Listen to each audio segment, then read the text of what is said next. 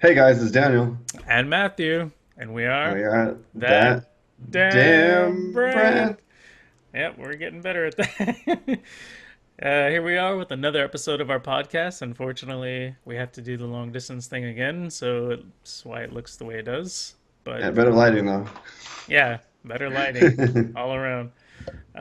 So we have a decent list of things to talk about.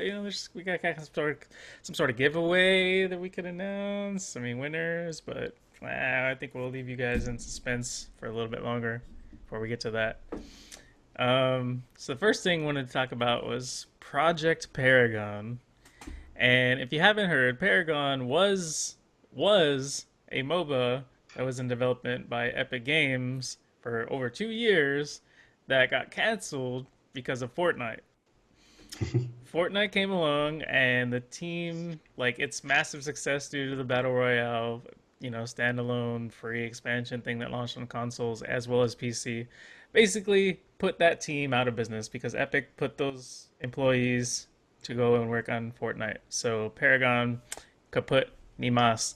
But a fan made project called Project Paragon is looking to revive the game since Epic Games was so kind enough to release $12 million worth of assets into the wild. So I want to know what you think about that. I think that's awesome. If you're gonna kill a game, especially one that's beloved by a community, you should be able to, or not. You should give like them a chance to be able to play it again. And it's not like you're doing anything with the assets. It didn't go downhill because it was sucking. It went downhill because you wanted more money from a different game. So I think they made the right move in terms of releasing the assets. In terms of killing the game initially, I completely disagree with, but that's just how I feel. Yeah, no, I agree. I feel like they could have, I don't know, with the amount of money and stuff that Fortnite was bringing in, they could have just hired more people to work specifically on Fortnite. They didn't have to shuffle their team around and cancel this game. I don't know if it was beloved, but it definitely had been in development for like over 2 years or whatever, and it's gone through a lot of iterations. And that's one of the things that Project Paragon is trying to figure out, basically, because the team started trying to implement different things. I know there was some point there was like cards or something involved, and so the fans want to try and figure out what the best parts of it were to bring back in their version. But I'm looking forward to seeing how it changes and evolves, and who knows? It might actually end up as a full release because $12 million worth of assets is a lot. Like, Yeah. I I'm mean, just I'm just curious on how that meeting went. It's like, all right, guys, we have this game that's doing all right, but let's just get rid of it and put them all over here. Well, why don't we just hire people with all the money we're getting? Nah, let's not do that. it's like that meme about the windows. Like, there's Yeah. they're sitting around, and then somebody suggests something and gets thrown out the window. Like, yeah, yeah. Um, but moving on, next topic we wanted to mention is if you haven't heard, a third party has decided to bring back the old Duke controller from the original Xbox, the thing that was like a brick in your hands. It The was huge. Dreamcast ripoff, pretty much. See, I like the Dreamcast controller, that Xbox controller. Even though I was a Xbox fanboy for the longest time, that original controller was just, man, massive. I personally liked it. So you liked it? Are you gonna end up getting this remastered edition or whatever? No, and the reason is because it's not wireless. If it was wireless, I would totally get it. But I'm not going to spend $70 on a wired controller, and it's also third party. So Well, but it's third party officially licensed, but I understand what you mean. Like third parties always had a history of shit. yeah, so I no. If it was first party and wireless, I'd get it. I really like. I remember taking this to LAN parties, and people would be like, "Why do you play with that thing?" And then I win. Well, I mean, if you're good with it, you're good with it. It's one thing. You can adapt to anything with enough time, but that thing was just a beast. Like, wow. Yeah, Um, it was a little bulky, and there are new controllers, or like the S controller, which is probably what the one that's been mod or copied forever. The 360 controller, which I have here, is pretty much an S controller, except with the no black buttons, bumpers. Yeah. So it's good that they did that because the Xbox controller is known as the best controller out there. Yeah, you know what's funny though? Like you mentioned the wireless thing. I'm trying to imagine as big as that controller is, if they try to jam wireless technology into it too, like would it be even bigger? Well, you need like it would use the same insides as a regular controller. It's just the case. So you would think they could put like a little cooler in there too to keep it cool.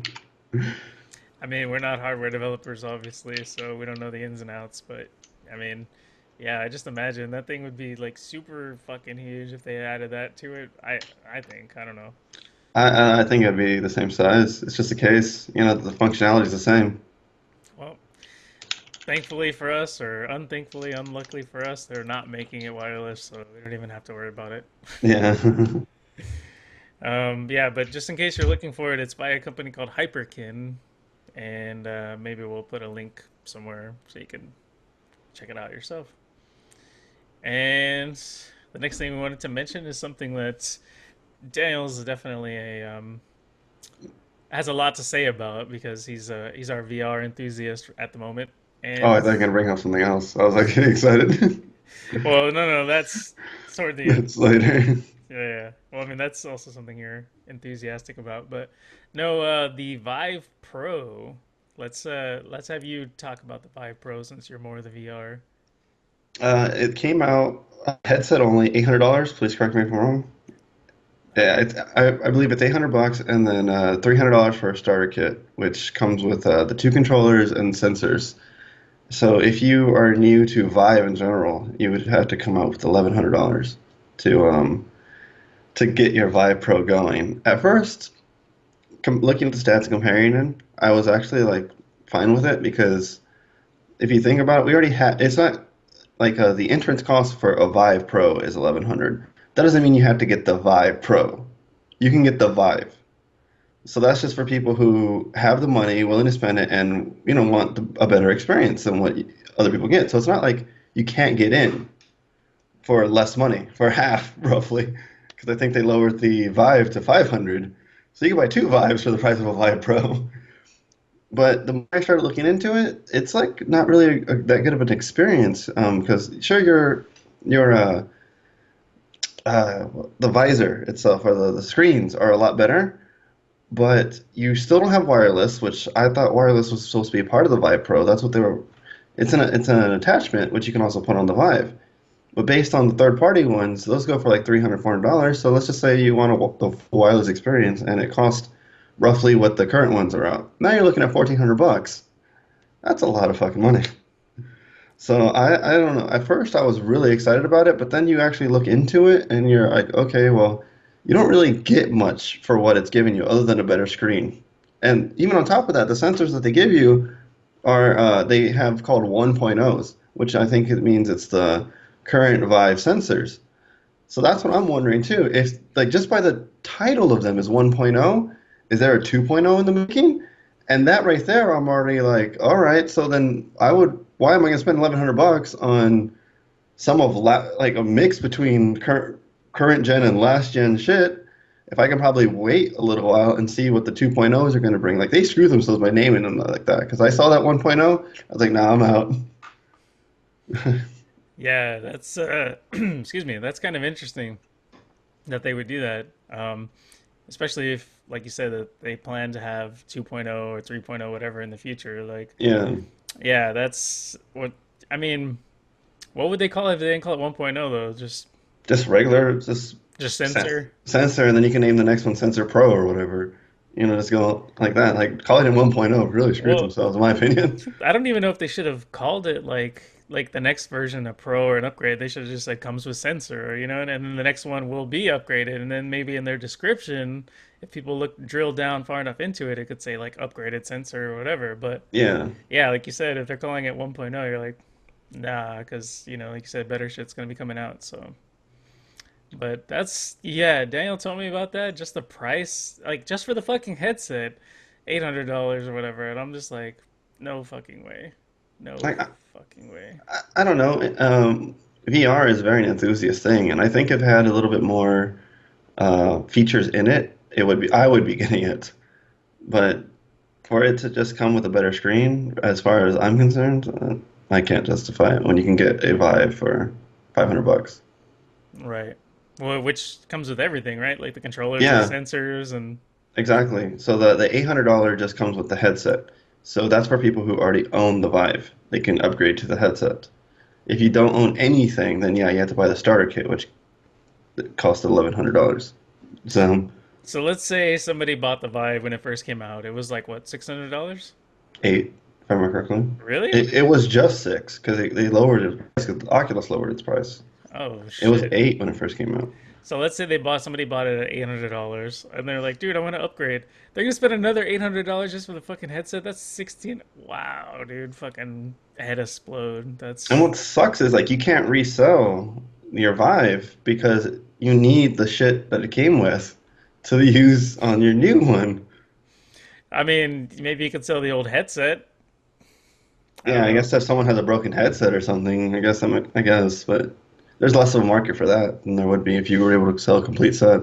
Yeah, no, obviously, but that's yeah, ridiculous. But who knows? Maybe in a couple of years, like Daniel has discussed in previous podcasts and also in a YouTube video about how like the future of VR, and maybe these all these headsets and equipment and peripherals will be a lot cheaper, in the future. So who Well, knows? yeah, and that you don't have to build a special computer. Now, like I think next generation VR is going to be standard in terms of what computer power can be. Yeah. So moving on. Uh, I'll go ahead and let Daniel handle this one again because he was so adamant about it. In our last podcast, we mentioned a game called PixARK, which we thought was kind of like a ripoff of Ark Survival Evolved or whatever.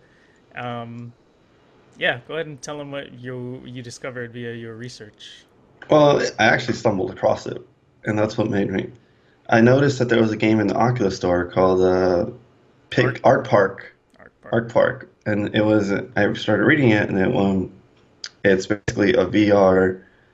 Um, I want to say like a full blown game. I guess it's more of like trying to ride the success of um, Ark.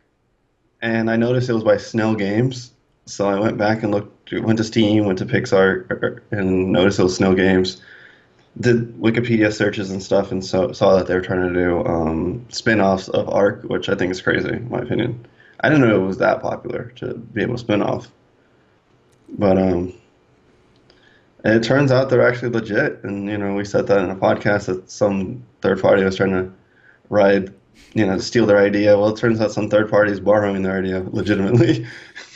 Paying them money to use their idea. Yeah. Yeah. Yeah. So I just wanted to clear that up. Yeah, I just kind of was like whatever because I mean we were wrong, we're wrong, but I guess it's good to own up to it. But yeah, I agree with you in saying that I never thought Ark was that popular to begin with either. Um, I mean, if Ark has done that, like, how soon can we start seeing Fortnite spin-offs? Gonna see, They already n- have one. Save the world. but that came out first I know. before. I'm kidding. If anything, Battle Royale is a spin-off because It it, is. went to PUBG or whatever. But Yeah. It's like, hey, you remember all those zombies that we're supposed to kill? Let's get rid of them and make them like PUBG. yeah. Um, yeah, we're gonna have Night Fort, and I don't know. We're trying to think of some other Fortnite clones, but yeah, that's absolutely unreal. Um, all right, finally we get to the thing that Daniel is super excited about because he just found out this morning. I found out last night, but he just found out this morning about the special Ghost Recon Wildlands content coming this upcoming week on, I believe it's Tuesday the 10th. Um, Ubisoft announced last week that there was a year two roadmap for Ghost Recon Wildlands for content. A lot of it being free. I think there is going to be some paid DLC as well, but they mentioned at least that the first update, like Content Drop 1, was going to be free. And yesterday it was reported that it's going to be with Splinter Cell. Yeah, and Michael Ironside. Not this new. I even forgot the new guy's name. I just didn't. I played the game, like the newest one, and it just didn't seem right with him. I guess after 5 games with Mike Ironside, maybe four. No, it's fine. Yeah, because we have the original trilogy, Double Agent, and then Conviction. Chaos Theory, or no, Well, not Chaos Theory. Chaos Theory is about the original trilogy. Right, Double Agent, Conviction, and then Blacklist was Yes. yeah, yeah, Yeah. yeah. So I'm really stoked about that because first off, I love Splinter Cell. Huge fan, been a fan ever since the first one, and then I felt at least in the original trilogy, every single game just raised the bar. Double Agent and well, Double Agent on kind of slipped, but the original trilogy, every single game just raised the bar in terms of like the single player, the multiplayer was something new when they were introduced in two, and then they took it to the next level in three. So I'm just really a big fan of the series. The fact that Splinter Cell is coming to Ghost Recon, which is a game that we've been playing a lot recently, and they brought back the original voice actor, who is Sam Fisher in many fans' eyes, is awesome. Because at the game, last game, even though it was a decent game, it didn't feel like you're playing Sam. Because they also changed his character model to look younger, if I remember correctly. So he looked different, yeah. Yeah, so they changed the way he looked, and they changed the voice, so it's kind of like I don't know, Sam Jr. or something. Yeah, I mean, I'm excited for it too. Like Daniel, I'm also a Splinter Cell fan. I can't say I've played through all of the games, but the first Splinter Cell on Xbox was like one of the first, not the first, but one of the first Xbox games that I got. I want to say it came out around Christmas time, because I remember getting it for Christmas. If it wasn't that year, then maybe it was the next year. But anyway, the original Splinter Cell was dope, and then a couple of the sequels played a little bit of them. Daniel and I actually played through Conviction together. Um, and then we tried to play through Blacklist, but as we mentioned in the previous podcast, the whole Ubisoft shit fucked that up for a while. Had a Uh, lot of things in on my save, and then they decided that they wanted to corrupt it. yeah, I had like a shitload of progress in it, and and then what? Like a couple of years back, we were trying to play an older game. Was it the third one, Chaos Theory? Like when we got it on GOG or whatever, and we were trying yeah, to play we were through it. using the X patter. Yeah, yeah, Yeah, Expatter, and we were playing it, and then we got to a point where we couldn't get past it. Not we couldn't beat it, like we weren't good enough, but it was like the game wouldn't allow us to progress or something. I don't even I, remember. I think kept freezing right when we hit a certain part.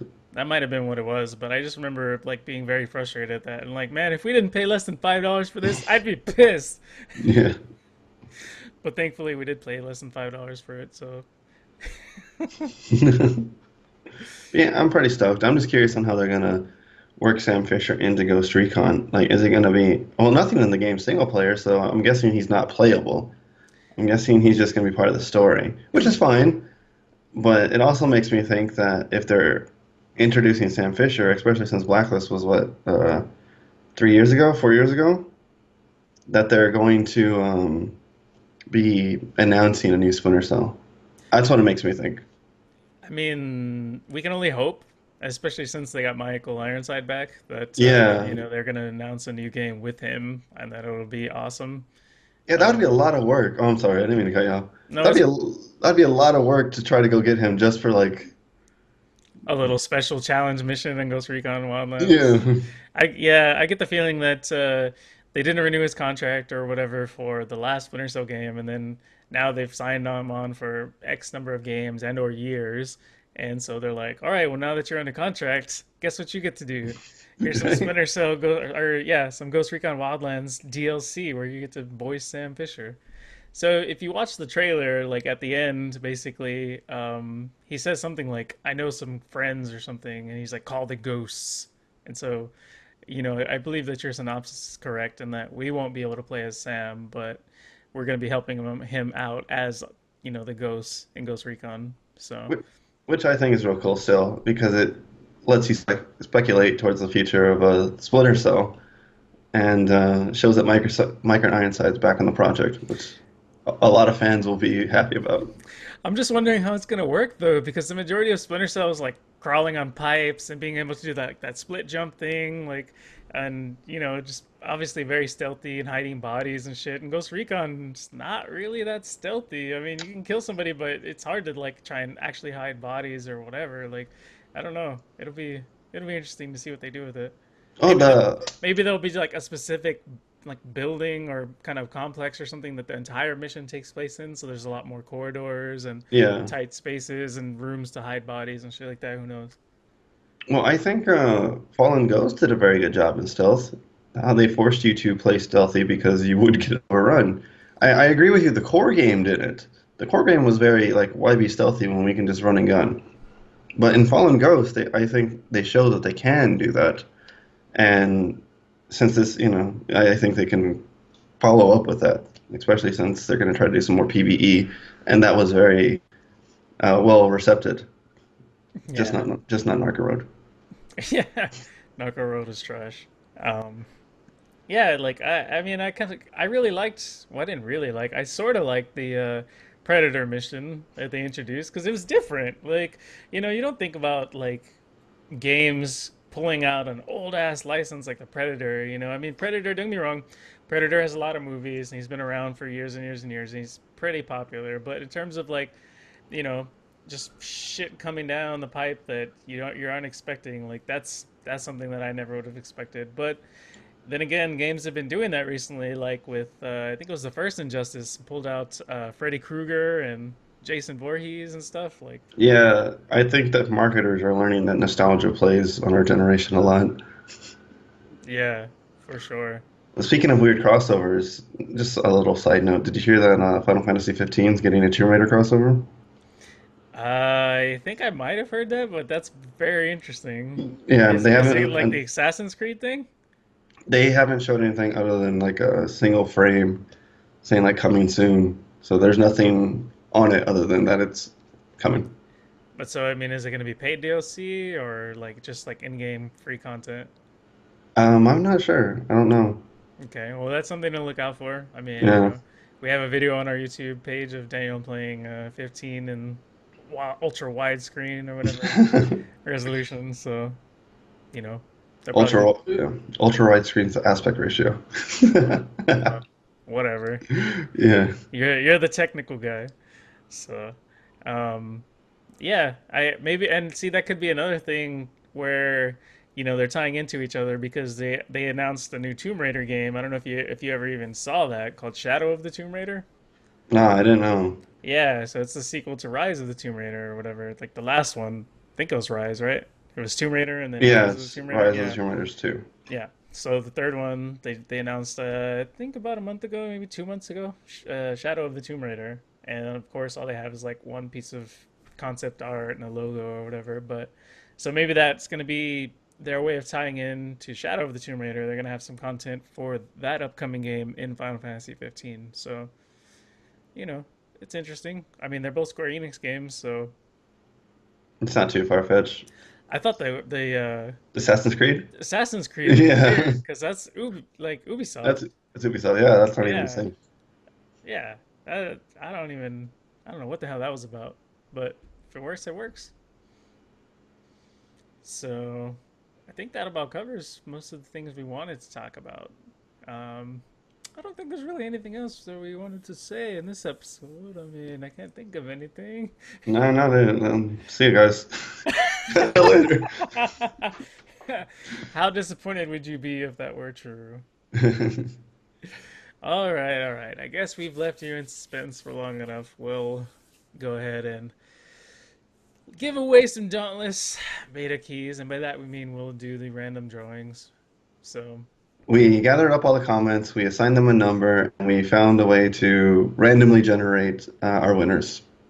yep. So here's what is going down. Let's see who the lucky winners are. All right, guys. As you can see here, we're using Random Picker. And as you see in the top right hand side, we're giving away Dauntless beta keys. And if you scroll down, all of the commenters have been assigned a number.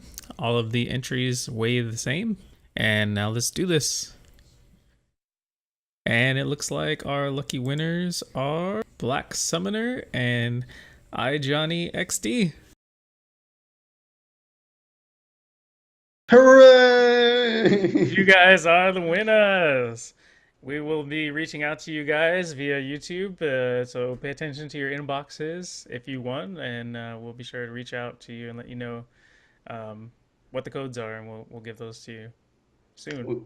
We do have another sweepstakes or contest like this coming up. We have a different way of doing it this time around. We're still working on that, but once we get that way, that method down, we'll be posting about it. So stay tuned. Yeah, definitely keep it locked to our YouTube page. And if you haven't subscribed already, please do so. If you have, thank you very much. It's been very helpful. As always, don't forget to like and comment and share all of these videos because all we do is produce more and more content for you guys. So, It's been good. I've been Daniel. and I've been Matthew, and we'll see you guys next time. Laters. Bye.